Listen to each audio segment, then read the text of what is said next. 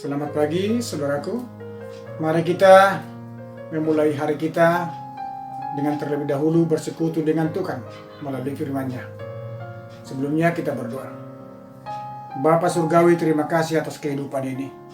Biarlah hari-hari kami Engkau isi melalui kebenaran firman-Mu, agar kami dapat berjalan seturut dengan kehendak-Mu. Berfirmanlah Tuhan kepada kami anak-anak Tuhan mau mendengar dan juga melakukannya. Dalam Kristus Yesus kami berdoa. Amin.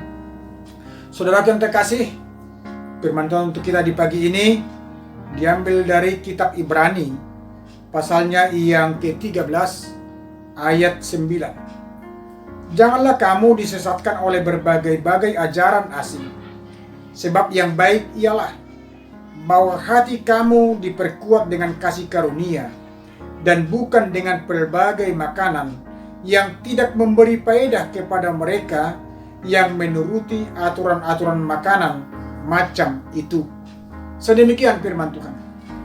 Saudara yang kekasih dalam Kristus Yesus, berbicara masalah makanan adalah sesuatu yang sangat penting dalam tubuh kita sebagai umat. Bahkan bagi semua ciptaan Tuhan yang hidup, soal makanan itu adalah hal yang penting untuk menjaga kesehatan, pertumbuhan, dan juga kekuatan tubuh kita. Bila kita melihat dalam Alkitab, sejak zaman Yesus, masalah makanan itu sering menjadi perdebatan. Dan itu muncul karena pengaruh tradisi atau kebiasaan yang terjadi dalam kehidupan orang Israel ketika itu. Makanya dengan tegas Yesus mengatakan bahwa keselamatan tidaklah bergantung kepada soal makanan jasmania, tetapi boleh dikatakan bahwa keselamatan itu bergantung kepada kesehatan daripada rohani kita sendiri.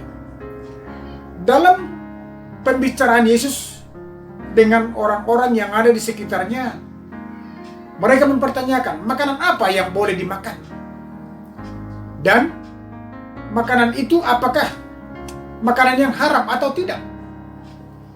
Yesus berkata kepada mereka bahwa bukan yang masuk ke dalam tubuh itu yang haram, tetapi yang keluar dari mulut kita itu adalah yang haram bagi kerajaan Allah yang sesungguhnya. Saudara yang kekasih, ketika Yesus datang ke dunia ini, Dia telah memberikan suatu hal yang harus kita kerjakan dan harus kita lakukan dalam kehidupan kita, yaitu hidup berdasarkan iman dan percaya kita kepada Dia.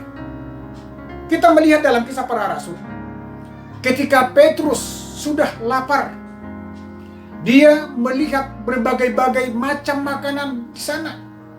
Dia melihat berbagai-bagai macam burung dan juga makanan yang boleh disantap oleh manusia.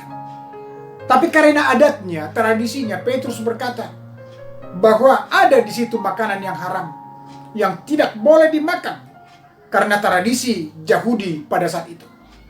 Tapi Roh Tuhan berkata kepada dia, ambillah dan makanlah.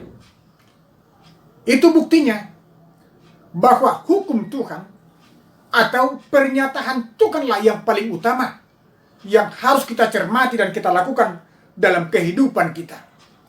Saudara yang kasih, di akhir-akhir ini ada muncul pernyataan-pernyataan dari golongan-golongan tertentu yang mengatakan ini tidak boleh dimakan, itu tidak boleh dimakan, itu tidak boleh kita cicipi. Tapi dengan tegas pada saat ini, firman Tuhan menyatakan, cicipilah, makanlah, bila itu memberikan kesehatan bagimu.